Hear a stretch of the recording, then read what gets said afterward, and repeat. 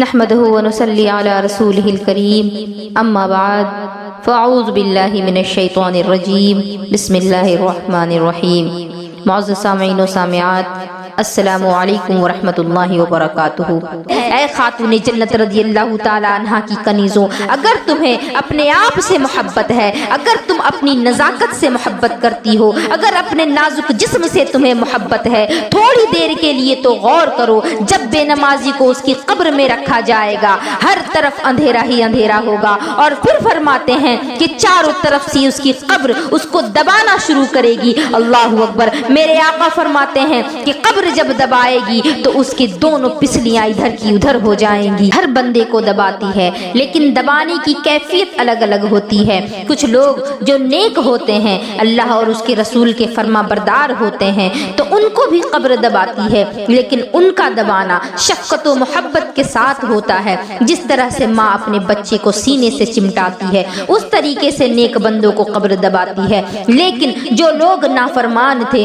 جنہوں نے اللہ کی نافرمانی کی، اس کے رسول کی نافرمانی کی، تو پھر ان لوگوں کو قبر جو دبائے گی، اس کے بارے میں میرے آقا نے بیان فرمایا کہ دائیں جانب کی پسلیاں بائیں جانب کو اور بائیں جانب کی پسلیاں دائیں جانب کو چلی جائیں گی۔ اس قدر شدت کے ساتھ قبر دبائے گی۔ اے خاتون جنت رضی اللہ تعالی عنہا کی کنیزوں، عبرت حاصل کرو وہ قبر کا دبانا اور کسی کا موجود نہ ہونا۔ آقا فرماتے ہیں کہ بے نمازیوں کو جب قبر دباتی ہے تو ان کی پسلیاں آپس میں مل جاتی ہیں۔ ہائے افسوس، 10 سے 20 منٹ نماز کے لیے نہ نکالا، کتنا بڑا نقصان کیا۔ نماز فجر قضا کرنے والوں، آخر 10 منٹ اور 20 منٹ سو کر کے تمہیں مل ہی کیا جائے گا؟ ہوش کے ناخون لو، کیونکہ جاگنا ہے جاگ لے افلاک کے سائے تلے، جاگنا ہے جاگ لے افلاک کے سائے تلے، کیونکہ حشر تک سونا پڑے گا خاک کے سائے تلے۔ تو اب حشر تک جو خاک کے نیچے سونا ہے، اس سونے کی کیفیت کو ہمیں اس جاگتی دنیا میں ہی بنانا ہے، کیونکہ اگر ہم نے ہماری آنکھیں جب تک کھلی ہیں، ہم نے اپنی آنکھوں کو واقعی میں کھول کر کے اللہ اور اس کے رسول کی حقیقت بتائی ہوئی باتوں کو جان لیا، تو قبر میں ہماری جو رات ہوگی، قبر جو ہماری ہوگی، وہ آرام گاہ ہوگی، ہمارے لیے جنت کے باغوں میں سے باغ بن جائے گی۔ ورنہ پھر جو میں نے آپ کو سب سے پہلے بتایا کہ قبر اگر لوگوں کو جہنم کا گڑھا بنا دیا جائے، قبر کو اگر کسی کے جہنم کا گڑھا بنا دیا جائے، تو پھر وہ جب تک قیامت قائم نہیں ہوگی، جہنم کی لپٹیں اس تک آتی رہیں گی، آگ کا بچھونا بچھایا جائے گا، آگ کے کپڑے پہنائے جائیں گے، اور ساتھ ہی ساتھ اس پر سانپ اور بچھو مسلط کر دیے جائیں گے، جن کے بارے میں نے آپ کو بتایا۔ اور خاص طور پر میں اپنی بہنوں کی توجہ چاہوں گی، کیونکہ آج کل ہماری اسلامی بہنیں دکھاوے کے طور پر کبھی کبھار نماز تو پڑھ لیا کرتی ہیں،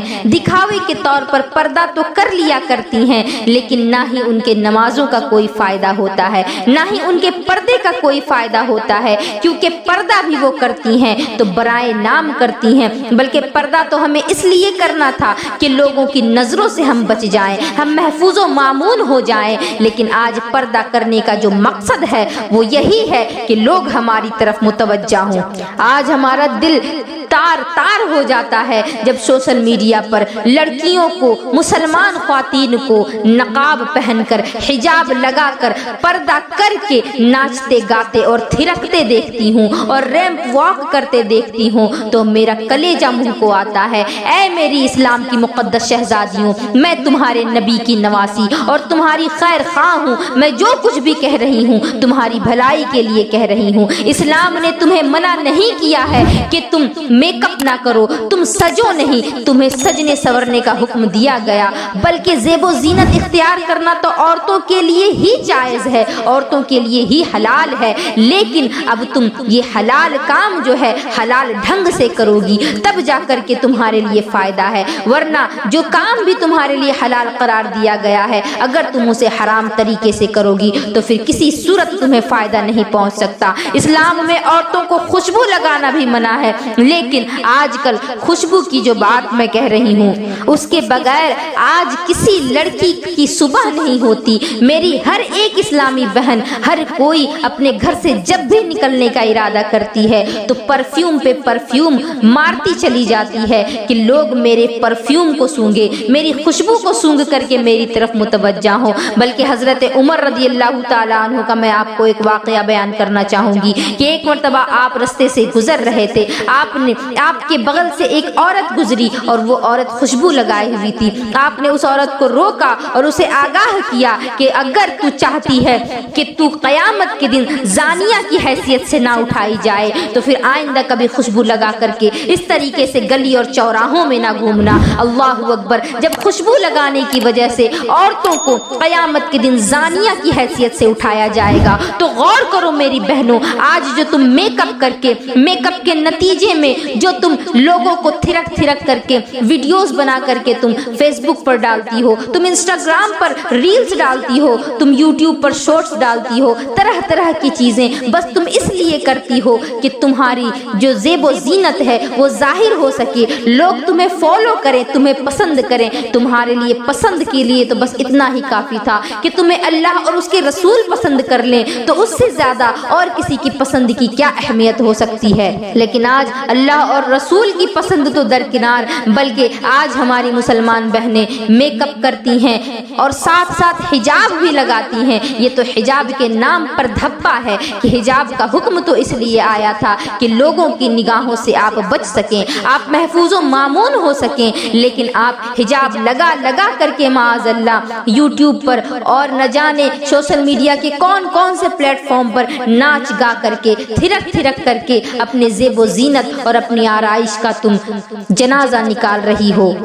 اپنی عزت کا تم جنازہ نکال رہی ہو۔ تمہیں تو پردے میں رہنے کا حکم دیا گیا تھا، کیونکہ پردے میں تو وہی چیز ہوتی ہے جو چیز قابل عزت ہوتی ہے، اور تم نے خود کو قابل عزت نہ سمجھا، تم نے اپنے آپ کو بازار کی آوارہ عورتوں میں شمار کر لیا ہے۔ یہی وجہ ہے کہ تم آج لوگوں کے سامنے بے حجاب ہو کر کے آتی ہو۔ آج تم نامحرم لڑکوں کے ساتھ گھومنا شرم نہیں بلکہ فخر سمجھتی ہو، لیکن غور کر لو، میری بات گانٹھ باندھ لو، کیونکہ میرے نبی نے فرما دیا ہے کہ اگر کسی عورت نے کسی نامحرم مرد کے ہاتھ میں اپنا ہاتھ ایک مرتبہ بھی دیا ہوگا تو پھر اس کے لیے جہنم کی آگ جو ہے وہ واجب ہو جائے گی۔ تو پھر ذرا سوچو تو صحیح کہ تمہاری صبح سے شام ہوتی ہے تو نامحرموں کے بیچ میں ہوتی ہے، تم زلفوں کو سوار کر کے اور انہیں پھر بکھیرتی ہو، پھر سوارتی ہو کہ لوگ تمہاری طرف متوجہ ہوں، تم چست لباس پہنتی ہو کہ لوگ تمہاری طرف متوجہ ہوں،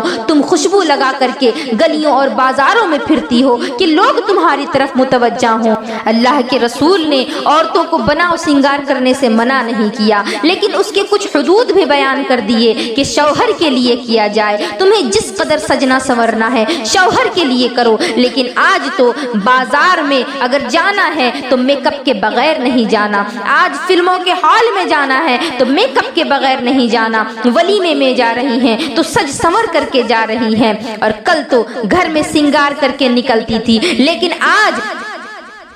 سنگار کروانے کے لیے باہر جاتی ہیں، اور وہ بھی اجنبی عورتوں سے تو دور کی بات، آج کل تو غیر محرم مردوں سے عورتیں سنگار کروا رہی ہیں۔ اے خاتون جنت رضی اللہ تعالیٰ عنہ کی کنیزوں، میرے نبی علیہ الصلوۃ والسلام کا ارشاد ہے کہ جب میں نے جہنم کا مشاہدہ کیا تو عورتوں کے چیخنے کی آوازیں میرے کانوں سے گزریں۔ جب حضرت جبریل سے پوچھا تو پھر جبریل امی نے بیان کیا کہ یا رسول اللہ، یہ وہ عورتیں ہیں جو کہ بناؤ سنگار کر کے اس لیے گھروں سے نکلتی تھی کہ نامحرم لوگ ان کی طرف متوجہ ہوں، ان کے کھالوں کو ان کے جسم سے نوچا جا رہا ہے، ان کے سروں سے ان کے بالوں کو اکھاڑا جا رہا ہے، ان کے ہاتھوں سے ان کے ناخنوں کو نکالا جا رہا ہے، آگ کی قینچیوں سے ان کے جسموں کو کاٹا جا رہا ہے۔ گھنٹے دو گھنٹے کے حسن کے لیے، کسی کی تعریف سننے کے لیے تم میک اپ لگاتی ہو اور ولیمے میں جاتی ہو، اگر وہاں کوئی تمہیں دیکھ کر کے تمہاری تعریف کر دیتا ہے کہ تم تو فلاں ہیروئن کی طرح لگ رہی ہو، تم بہت خوش ہو جاتی ہو، لیکن میرے نزدیک آج کے اس دور میں اگر کوئی سب سے بڑی گالی ہے تو وہ کسی کے لیے ہیروئن کہنا ہے، کیونکہ ہیروئن زناکار ہوتی ہے، ہیروئن جسم فروش ہوتی ہے، ہیروئن ناچنے والی ہوتی ہے، جھوٹی ہوتی ہے، زانیہ ہوتی ہے، ہر طرح کی برائی اس میں موجود ہوتی ہے، لیکن تمہیں یہ لقب بڑا اچھا معلوم ہوتا ہے۔ اللہ اکبر۔ اور اگر ہیروئن کہنے کے بجائے تمہیں کوئی زانیہ کہتا، تمہیں کوئی جسم فروش کہہ دیتا، تب تو تم بہت ہی زیادہ تمہیں غصہ آتا، اس وقت تو تم مزہ نہیں لیتی، اس وقت تو تم اتراتی نہیں کہ لوگ مجھے زانیہ کہہ رہے ہیں۔ تو جب تمہیں ہیروئن کہا جاتا ہے تو تم کیوں فخر کرتی ہو؟ کیونکہ ہیروئن جو ہوتی ہے وہ اصل میں جسم فروش ہوتی ہے، وہ اصل میں زانیہ ہوتی ہے، وہ اصل میں گنہگار ہوتی ہے۔ اے خاتون جنت رضی اللہ تعالی عنہا کی کنیزوں، ہیروئن تو زانیہ ہے، شرابیہ ہے، جسم فروش ہے، ناچنے والی ہے، بلکہ میرے نزدیک فاحشہ اتنی بری نہیں جتنی کہ ہیروئن ہے، کیونکہ فاحشہ جب زنا کرتی ہے تو کمرے کے اندر کرتی ہے، لیکن ہیروئن تو سرے بازار کرتی ہے، اس کا پوسٹر لگایا جاتا ہے، فلمیں بنتی ہیں جس کو لوگ بڑے مزے لے لے کر کے دیکھتے ہیں۔ اور ایک بات اور یاد رکھنا، میرے نبی نے فرمایا اگر کسی نے کوئی برائی ایجاد کی ہے تو اس کا گناہ اس کو تو ملے گا ہی، لیکن اس برائی پر جتنے لوگ چلیں گے ان سب کو بھی اس کا گناہ ملے گا، اور ان تمام لوگوں کے گناہوں کے برابر گناہ اکیلے اس شخص کو دیا جائے گا جس شخص نے اس برائی کی ایجاد کی ہوگی۔ تو پھر سوچو، اگر تم بے حیائی پھیلا رہی ہو، بے حیائی کرنے کی تم اگر ایجاد کر رہی ہو، تو پھر سوچو تمہیں دیکھ کر کے جتنے بھی لوگ بے حیائی پر آمادہ ہوں گے ان تمام لوگوں کا کلیکٹیو گناہ تمہارے سر پر تو لکھا ہی جائے گا، لیکن تمہارے خود کا جو گناہ ہوگا وہ بھی بہت کم نہیں ہوگا، بلکہ اس قدر ہوگا کہ تمہیں جہنم میں پہنچانے کے لیے تمہارا یہ گناہ ہی کافی ہوگا۔ آج اس قدر بدترین عورت کا ٹائٹل لے کر تم خوش ہوتی ہو، تمہیں تو کرنا یہ چاہیے تھا کہ جب تم گھر سے نکلو، اگر کسی مجبوری کے تحت نکل بھی رہی ہو، کسی ولیمے میں اگر جاؤ تو دیکھنے والا کہے کہ یہ تو فاطمہ الزہرا کی کنیز معلوم ہوتی ہے، حضرت عائشہ صدیقہ کی کنیز معلوم ہوتی ہے، حضرت زینب کی کنیز معلوم ہوتی ہے۔ لیکن افسوس کی بات ہے آج سوچ بدل گئی ہے، آج فکر بدل گئی ہے، آج ماحول بدل گیا ہے، جب دو جملوں کا خراج حاصل کرنے کے بدلے میں تمہیں اتنے دردناک عذاب میں مبتلا کیا جائے گا۔ میرے نبی کا فرمان ہے کہ جب کوئی عورت بن سنور کر کے اپنے گھر سے نکلتی ہے کہ کوئی مرد اسے دیکھے اور اس کے فتنے میں مبتلا ہو تو ایسی عورت کے جسم کی چمڑی کو آگ کی کینچی سے جہنم میں کاٹا جائے گا۔ عورتیں تو سوئی کا چبھنا بھی برداشت نہیں کر پاتی، موم بتی سے ہاتھ جل جائے تو برداشت نہیں کر پاتی، تو ذرا سوچو تو صحیح تمہارا یہ نازک جسم، اس نازک جسم میں کیا اتنی طاقت ہے کہ وہ جہنم کی آگ کی کینچی سے کاٹا جانا برداشت کر سکے؟ میری بہنوں، دنیا کا کوئی انسان ایسا نہیں جو میرے اللہ کے عذاب کو برداشت کر سکے، تو پھر سوچو ذرا کہ ان گناہوں کو کرنے کے بدلے میں کیا تم اللہ کے اس دردناک عذاب کو برداشت کر سکتی ہو؟ ہرگز نہیں، کوئی برداشت کرنے کی طاقت نہیں رکھتا۔ آج وقت ہے ہمارے پاس، آج ہمارے پاس موقع ہے، آج توبہ کر لیں، کیونکہ موت کی کوئی گارنٹی نہیں، کب کس طرف سے چلی آئے کسی کو معلوم نہیں۔ آج توبہ کر لیں، نماز کا دامن مضبوطی سے تھام لیں،